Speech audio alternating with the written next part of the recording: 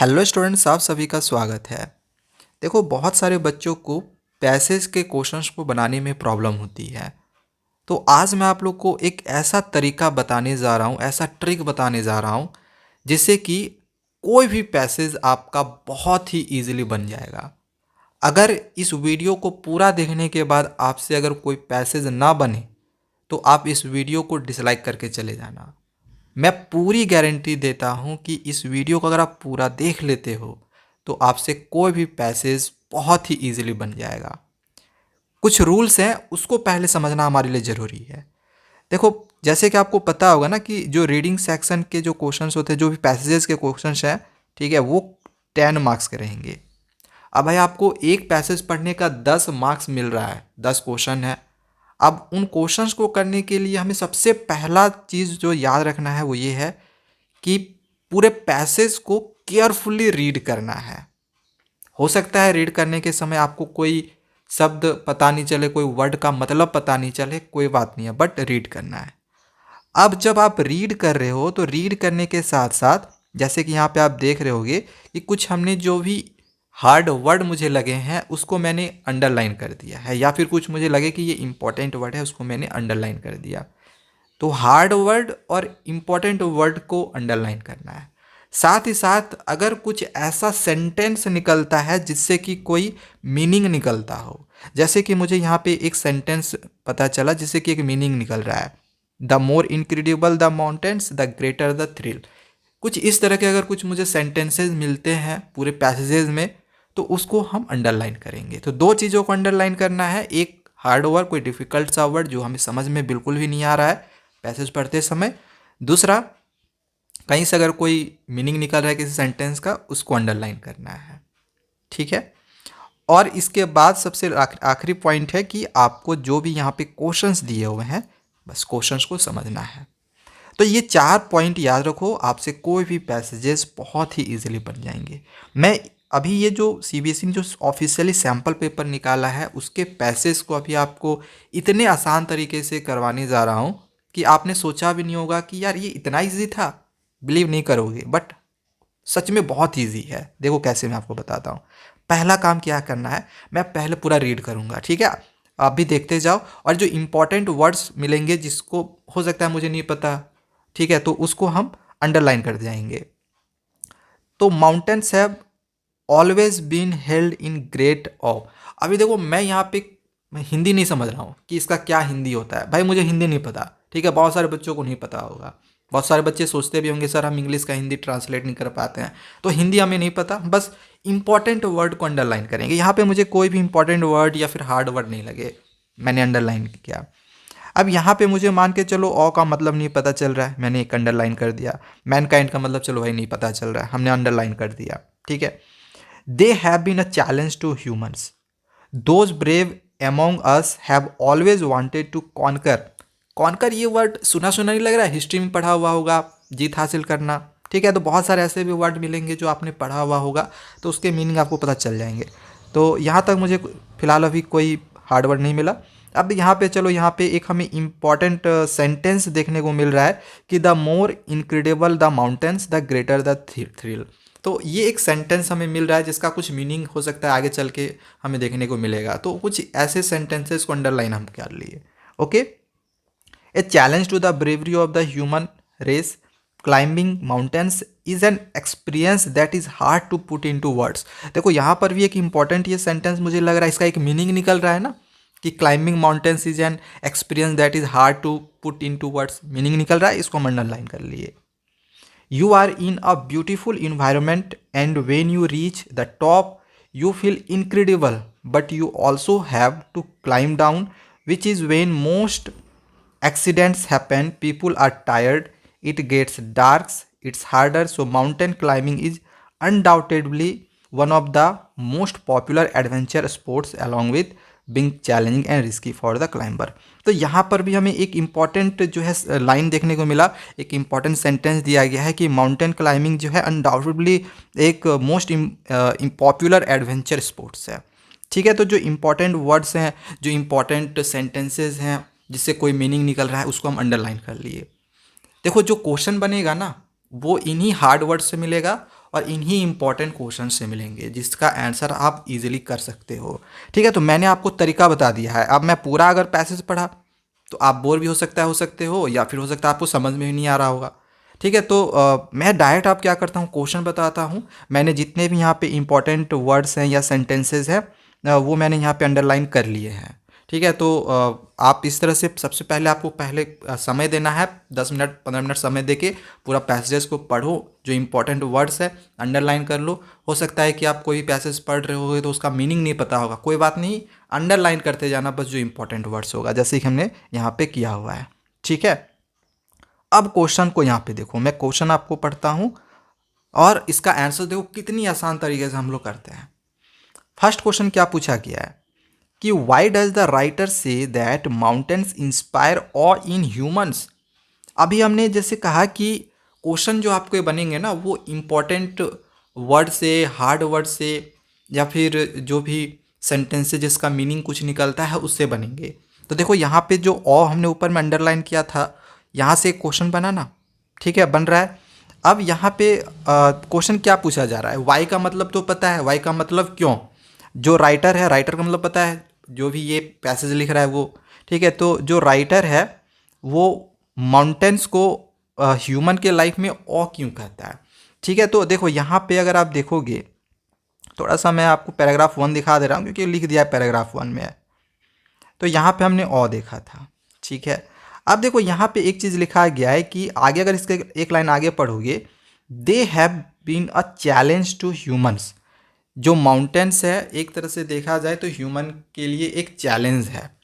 अगर आप ऑप्शन पढ़ते हो, यहाँ पे देखो ऑप्शन पढ़ते हो, तो देखो चैलेंज करने का क्या मतलब हो गया। आप ज़रा सोचो, चैलेंज करने का क्या मतलब हो गया। अब जैसे अगर अगर आपको आप मान के चलो मैथमेटिक्स पढ़ रहे हो या फिर साइंस पढ़ रहे हो, अगर आप मैथमेटिक्स पढ़ रहे हो, साइंस पढ़ रहे हो या फिर कोई चीज़ अगर आपको करना है तो उसके लिए आपको पहले क्या करना पड़ेगा, चैलेंज फेस करना पड़ेगा। यानी कि आपको मास्टर बनने के लिए, मतलब उसको जानने के लिए चैलेंज फेस करना पड़ेगा। सही है, तो यहाँ पे जैसे फर्स्ट ऑप्शन क्या दिया गया है कि ये एक एक्साइटिंग स्पोर्ट्स है, भाई कोई मीनिंग नहीं निकल रहा है। सेकेंड है they evoke the wish in us to master them. ठीक है, जैसे अभी हमने कहा ना कि मास्टर बनने के लिए। ठीक है, तो ये आपका सही आंसर हो रहा है। ठीक है, अब जैसे यहाँ पे सेकेंड नंबर जो क्वेश्चन पूछा गया है, भाई बहुत सारे स्टूडेंट्स को लगता है कि सर ये क्या अटपटा सा क्वेश्चन दे दिया है, लेकिन सच बताऊँ तो ये इतना इजी क्वेश्चन पूछा गया है कि एक 2 क्लास और 3 क्लास का बच्चा भी ये कर लेगा। देखो यहाँ पे दिया गया है, इसको अच्छे से समझना। यहाँ पे कुछ इस तरह से दिया गया है, the more incredible the mountains the greater the thrill. कुछ इस तरह से दिया गया है कि if you more study you get more marks. ज़्यादा पढ़ोगे ज़्यादा मार्क्स लाओगे, कम पढ़ोगे कम मार्क्स लाओगे। कंपेयर करो, मोर मोर, लेस लेस। ठीक है, ज़्यादा ज़्यादा कम कम। अब जैसे यहाँ पे देखो मोर है, यहाँ पे ग्रेटर है, मतलब दोनों ज़्यादा है। ऑप्शन में देखोगे तो यहाँ हायर है, लोअर है, ज़्यादा कम आ जा रहा है, ऑप्शन नहीं होगा। ठीक है, मतलब आपको ये चाहिए। ठीक है, दोनों ज़्यादा चाहिए। ओके, सेकेंड में है the more you laugh the laser you illness. तो मोर यहाँ पे लेज़र है तो ज़्यादा कम हो गया, इसमें कम और ज़्यादा हो गया। अब इसमें देखो हैवियर का मतलब इसमें भी ज़्यादा और हायर का मतलब इसमें भी ज़्यादा, तो दोनों में ज़्यादा ज़्यादा आ रहा है। तो ये आपका ऑप्शन डी जो है वो सही हो जाएगा। ठीक है, क्योंकि यहाँ पर भी मोर का बात किया गया, यहाँ पर भी मोर मतलब हैवियर मतलब ज़्यादा, दोनों मतलब ज़्यादा, ग्रेटर हायर ज़्यादा। तो देखो कितना ईजिली हम आंसर को कर ले रहे हैं, जबकि हमें कुछ भी मान के चलो समझ में नहीं आ रहा है इसमें सेंटेंस क्या है, क्या वर्ड्स लिखा हुआ नहीं पता है, कोई दिक्कत नहीं है। ठीक है, बस तरीका आपको पता होना चाहिए कि कैसे हम आंसर्स को करते हैं। देखो एक सेंटेंस यहाँ पे दिया गया है कि so mountain climbing is undoubtedly one of the most popular adventures sports. देखो यहाँ पे एक चीज़ दिया गया है कि अनडाउटेडली माउंटेन जो है अनडाउटेडली एक मोस्ट पॉपुलर एडवेंचर स्पोर्ट्स है। ठीक है, इतना तो समझ में आ रहा है। ऑप्शन में क्या दिया है कि डाउट। अरे भाई यहाँ चीख चीख के जब कह रहा है कि अनडाउटेडली है तो डाउट कहाँ से होगा, डाउट तो है ही नहीं, नहीं होगा। इसके बाद यहाँ पे दिया गया है कॉशन, मतलब किसी तरह का सावधानी बरतना है, सावधानी बरतने का बात यहाँ नहीं कर रहा है। ठीक है, कॉशन लेने का बात नहीं किया जा रहा है। ठीक है, अगर मान के चलो कन्विक्शन का मतलब नहीं पता, कोई बात नहीं। डिनाइल का मतलब क्या, डिनाइज, किसी चीज़ को मतलब नहीं करना। ठीक है, मतलब मना करना कुछ इस टाइप का होता है। तो यहाँ पे मना तो ऐसा कुछ भी नहीं हो रहा है, तो डिनायल तो होगा नहीं। तो हमारा आंसर क्या होना चाहिए? आंसर होना चाहिए कॉन्विक्शन। कॉन्विक्शन का एक्चुअली मतलब होता है दृढ़ संकल्प लेना। ठीक है, तो ये हम लोग का राइट आंसर हो जाएगा ऑप्शन सी। तो देखो इसमें भी बहुत ईजिली हम कर लिए। अब नेक्स्ट क्वेश्चन यहाँ पे एक हम यहाँ भरने के लिए बोला गया है, इसका रीज़न देखो यहाँ पे दिया गया है। अब इसमें क्या है ना कि इसका जो मीनिंग है इसके मीनिंग के साथ मैच्ड होना चाहिए। क्या दिया गया है? Best experienced rather than described. Described का मतलब क्या होता है कि किसी चीज़ को की व्याख्या करना। ठीक है, तो इसमें ये जो यहाँ पे वर्ड दिया गया है इसका मतलब ये है कि किसी चीज़ को मतलब डिस्क्राइब नहीं किया जा सकता है। ठीक है, बेस्ट एक्सपीरियंस देन डिस्क्राइब, किसी बात को हम डिस्क्राइब नहीं कर सकते हैं। ओके, अब यहाँ पे पैराग्राफ 1 दे दिया गया है, तो ज़रा हम सा देखते हैं कि पैराग्राफ 1 में कहीं कुछ ऐसा सेंटेंस हमें मिलता है क्या जो कि डिस्क्राइब से रिलेटेड हो। ठीक है, तो यहाँ पे देखो एक हमने यहाँ पे अंडरलाइन किया था। यहाँ पे जैसे हमने कहा था कि अंडरलाइन करोगे ना आपको उसी के बीच में आंसर मिल जाएगा। तो इसमें तो हमें आंसर नहीं मिल रहा है। इसको थोड़ा आगे पढ़ते हैं कि you see the more incredible the mountains the greater the thrill, a challenge to the bravery of the human race, climbing mountains is an experience that is hard to put into words. Hard to put into words कहने का क्या मतलब है कि हम इस चीज़ को describe नहीं कर सकते हैं, इस चीज़ को बयां नहीं कर सकते हैं। डिस्क्राइब का मतलब यही होता है ना। ठीक है, तो ये आपका यहाँ से यहाँ तक सही आंसर हो जाएगा। ठीक है, hard to put into words. अब अगर आप यहाँ से यहाँ तक भी लिख लेते हो तो ऐसा नहीं गलत हो जाएगा आंसर आपका, ये भी सही होगा। ठीक है, तो देखो जो हमने अंडरलाइन किया था जिससे हमें कोई मीनिंग निकला था, जो भी क्वेश्चन है वहीं से बन रहे हैं, हार्ड वर्ड से बन रहे हैं, तो आप आंसर्स इजीली कर लोगे। ठीक है, तो ये भी आपको समझ में आ गया होगा। अब चलिए आगे हम क्वेश्चन नंबर 5 को समझते हैं। देखो 5 नंबर में यहाँ पे क्या बोला गया है कि जो राइटर है वो ट्रेनिंग को पेनेंस के साथ कंपेयर किया हुआ है इस लाइन में। तो हमें यहाँ पे एक पॉइंट लिखने के लिए बोला गया है ट्रेनिंग और पेनेंस के बीच में सिमिलरिटी।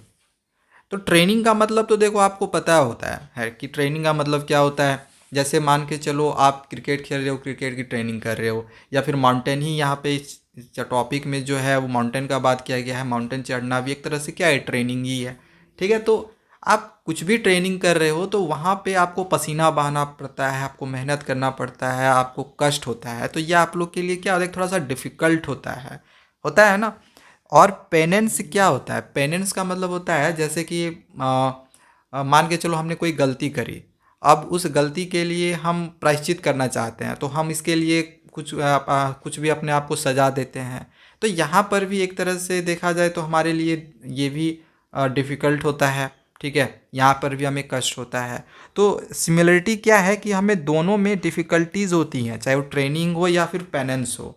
ठीक है, तो इसका आप लिख सकते हो आंसर कि वेरी डिफ़िकल्ट या फिर रिक्वायर्स परसिवेनेंस, इस तरह से आप लिख सकते हो। इसका भी जो आंसर है आपको पैराग्राफ 2 में मिल जाएगा। ठीक है, यहाँ पे मैं आपको पैराग्राफ 2 जो है वो दिखा दे रहा हूँ, इसका भी आंसर आप लोग को मिल जाएगा।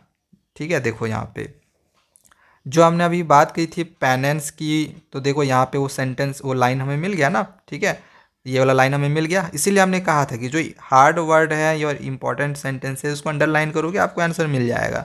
और इसका आंसर भी देखो यहाँ पे दिया गया है परसिवेरेंस। तो देखो आंसर भी आप लोग को मिल जाएगा। ठीक है, या फिर आप चाहो तो अपने तरीके से भी बना के भी इसको लिख सकते हो। दोनों का मतलब होता है वेरी डिफ़िकल्ट, तो वेरी डिफ़िकल्ट भी आप लिख सकते हो, परसिवेरेंस भी लिख सकते हो। दोनों में से कोई भी लिख दो आपका आंसर सही हो जाएगा। चलो अब आगे देखते हैं नेक्स्ट क्वेश्चन को। अब आगे क्वेश्चन नंबर 6 दिया गया है, based on your reading of the text list 2 reason why the writer says that mountaineering is not a sport that can be embarrassed without preparation. तो चलो हम इस सेंटेंस को थोड़ा सा पैराग्राफ 2 में खोज लेते हैं कहाँ पे ये चीज़ लिखा गया है। ठीक है, पैराग्राफ 2 में जो सेंटेंस है हम यहाँ पे देख लेते हैं कहाँ पे लिखा गया। ये पैराग्राफ 2 आ गया। तो यहाँ पे अगर आप देखते हो तो ये देखो यहाँ पे हमने इसको भी अंडरलाइन किया हुआ है, क्या है ना। तो देखो यहाँ पे एक मीनिंग निकल रहा था, इसको हमने अंडरलाइन कर दिया है। अब यहाँ पे क्या है कि हमें 2 लाइंस लिखने हैं। तो यहाँ पे आप देखो क्वेश्चन क्या कर रहा है, अच्छे से इसको आप समझ लो। पहले क्या दिया गया है कि इसमें आप लोग को 2 रीज़न लिखने हैं कि राइटर ऐसा, जो राइटर है वो ऐसा क्यों कहता है, क्या कारण है। तो अब आप यहाँ पे अपने लैंग्वेज में बना के भी लिख सकते हो। और बाय द वे, अगर कोई बच्चा को बना के लिखने नहीं भी आता है तो यहाँ पे आप अगर आपका पैराग्राफ 2 दिया हुआ है तो ज़रूरी नहीं कि आप पैराग्राफ 2 के कोई भी आंसर को लिखो। आप पैराग्राफ 2 या फिर 3 से भी आप कोई भी आंसर्स को वहाँ पे लिखोगे, देख लेना सेंटेंस से रिलेटेड होगा। देखो इसका मैं एग्जैक्ट आंसर आप लोगों को बता सकता हूँ, लेकिन अब सेम पैसेज थोड़ी एग्जामिनेशंस में आपके बोर्ड परीक्षा में आएगा, पैसेज तो डिफरेंट रहेगा। तो मैं आप लोगों को ट्रिक बता रहा हूँ कैसे आंसर लिख सकते हो, ठीक है। तो जब इस तरह के आंसर्स हमें लिखने के लिए बोला जाए जिसमें रीजन टाइप वाला होगा, तो यहाँ पे जो आंसर्स होते हैं थोड़ा सा बड़े बड़े होते हैं। यहाँ पे तो हमें टिक नहीं करना है ना, थोड़े से आंसर बड़े होते हैं। तो सिंपली जो भी आपका पैराग्राफ 2 बोला गया है, पैराग्राफ 2 का ही कोई सेंटेंस आपको मिल रहा है उसको लिख देना, ठीक है। या फिर पैराग्राफ 3 का भी कोई सेंटेंस उठा के लिख देना। ये सब में से आपको नंबर नहीं काटे जाते हैं, ठीक है। जो ऑब्जेक्टिव होते हैं नंबर उसमें कटते हैं, इसमें आपको नंबर मिल जाएगा। ओके, चलो आगे हम यहाँ पे नेक्स्ट क्वेश्चन नंबर 7 को देखते हैं। तो 7 नंबर यहाँ पे दिया गया है कि what connect does the writer draw out between unpredictable weather and setting up of camps. अभी देखो यहाँ पे ये चीज़ बोला गया है कि जो राइटर है वो अनप्रिडिक्टेबल वेदर और सेटिंग अप कैंप्स में क्या कनेक्ट किया हुआ है, ठीक है। अब देखो इसका जो आंसर है वो आपको यहाँ पे दे दिया गया कि पैराग्राफ 3 में मिलेगा। चलो देख लेते हैं कि अनप्रिडिक्टेबल वेदर से रिलेटेड यहाँ पे कुछ भी ऐसा दिया गया है क्या। देखो यहाँ पे पैराग्राफ 3 है, देखो यहाँ पे दे दिया अनप्रिडिक्टेबल वेदर। तो इससे आगे अगर आप थोड़ा सा पढ़ोगे तो ये वाली जो यहाँ पे सेंटेंस है, अगर आप ये लिख देते हो there may be sunshine one moment and a snowstorm the other, तो ये आपको नंबर मिल जाएगा फुल नंबर। सीबीएसई का जो भी मार्किंग स्कीम निकाला गया है तो यही वाला आंसर लिखा हुआ है, ठीक है। तो आंसर्स आपके पैसेज में ही है, बस उसको अच्छे से आपको पढ़ना है, ठीक है। तो ये भी आंसर आपका हो गया। अब देखो नेक्स्ट क्वेश्चन क्या पूछा गया है कि द राइटर से, यहाँ पे जो एक आपको दिखाई दे रहा है सेंटेंस, तो राइटर ने ये कहा है सेलेक्ट द रीज़न। इसमें से जो रीज़न है ये हमें बताना है कि जो रीज़न है वो माउंटेनियर इज़, इसके लिए रीज़न देना है। Mountaineer is respectful to the forces of nature. जो माउंटेनियर्स होता है वो फोर्सेस ऑफ नेचर को रिस्पेक्टफुल देता है, इसके पीछे का रीज़न क्या है। तो रीज़न देने का मतलब क्या रीज़न हो सकता है कि वो नेचर को वो रिस्पेक्ट करे। तो रीज़न यही है कि सरवाइव करने के लिए। अब ऐसा थोड़ी है कि हम माउंटेन के ऊपर चढ़े हुए हैं और वहाँ पे रिस्पेक्ट ही नहीं कर रहे हैं, वहाँ पे हम नाच रहे हैं, कूद रहे हैं, ठीक है। मतलब जैसा मन वैसा पेश कर आ रहे हैं, तो वैसा तो होगा नहीं। तो सर्वाइव करने के लिए वहाँ पे उसको रिस्पेक्ट देना पड़ेगा, तो ये हमारी राइट आंसर हो जाएगी, ठीक है। हम एक्सपीरियंस वहाँ पे जाके नहीं ले सकते हैं, ट्रेडिशन होगा नहीं, डायरेक्टिव नहीं होगा, तो सर्वाइवल आपका सही आंसर हो जाएगा, ठीक है। क्वेश्चन पढ़ोगे आपको जो भी ये आंसर है वो मिल जाएगा। और ये वाली जो सेंटेंस है ये भी हमने ऊपर में टिक किया हुआ है, ठीक है। इसको भी हमने अंडरलाइन कर दिया है, आप यहाँ पे देख लेना। जो यहाँ पैराग्राफ 3 बोला गया था ना, देखो यहाँ पे जो भी एक हमें लगा कि इसका एक मीनिंग निकलेगा, इसको हमने इस तरह से अंडरलाइन कर दिया। तो हर चीज़ का आपको अगर इस तरह से अंडरलाइन दिया हुआ रहेगा तो पढ़ने में आपको सुविधा रहेगा और क्वेश्चंस के आंसर्स को आप इजीली कर सकते हो। तो देखो यहाँ पे ये जो क्वेश्चन पूछा गया है इसमें यहाँ पे क्या लिखा गया कि वाइल माउंटिंग क्लाइंबिंग, जब हम माउंटिंग क्लाइंब करते हैं, an impulsive mountaineer is either disaster prone और as a good as dead. मतलब अगर वो सावधानी नहीं बरतता है तो वो मतलब डेड भी हो सकता है, मर भी सकता है। तो यहाँ पे केयरफुल रहने के लिए बोला जा रहा है, तो यहाँ पे केयरफुल डिसीजन होना चाहिए। मतलब यहाँ पे ये चीज़ बोला जा रहा है कि ऐसा नहीं कि आप पहाड़ चढ़ गए हो, मतलब माउंटेन चढ़ गए हो और आप वहाँ पे चढ़ने के बाद सोच रहे हो कि यार मुझे तो चढ़ना ही नहीं चाहिए था, मैंने बेकार में चढ़ लिया। आपके अंदर वहाँ पे किसी भी तरह का डर नहीं होना चाहिए। तो पहाड़ चढ़ने से पहले या फिर कोई भी काम करने से पहले ना आपको पहले से डिसीजन लेना पड़ेगा, यानी केयरफुल डिसीजन मेकिंग। इस तरह से आंसर लिख सकते हो। देखो सीबीएसई ने जो आंसर निकाला है वो ये निकाला है, ठीक है। तो आप आंसर्स को ये वाला लिख सकते हो। अब एक लास्ट क्वेश्चन नंबर 10 दिया गया है, तो यहाँ पे जो इनएप्रोप्रिएट रीज़न होगा इस सेंटेंस के लिए, तो ये हमें यहाँ पे टिक करना है। मतलब जो सही रीज़न नहीं होगा वो हमें टिक करना है। तो इसका जो आपका सही आंसर होगा ना, ये ऑप्शन डी होगा। अगर आप पैसेज पढ़ोगे तो आपको समझ में आ जाएगा। आपने अंडरलाइन ऑलरेडी कर रखा है, इंपॉर्टेंट वर्ड भी कर रखा है, अगर आप ये वाला सेंटेंस खोजोगे तो वो भी आपको मिल जाएगा। तो देखो 4 तरीका हमने बताया है, अगर ये चारों रूल्स को फॉलो कर लेते हो, सही से पढ़ना केयरफुली, इंपॉर्टेंट वर्ड्स को जो हार्ड वर्ड होंगे उनको अंडरलाइन करना, मीनिंग जिससे निकलेगा उन सेंटेंसेस को अंडरलाइन करना, तो आप पैसेज को ईजिली बना सकते हो। तरीका हमने समझा दिया है कि पैसेजेस के क्वेश्चन आपसे किस तरह से आपको बनाने हैं।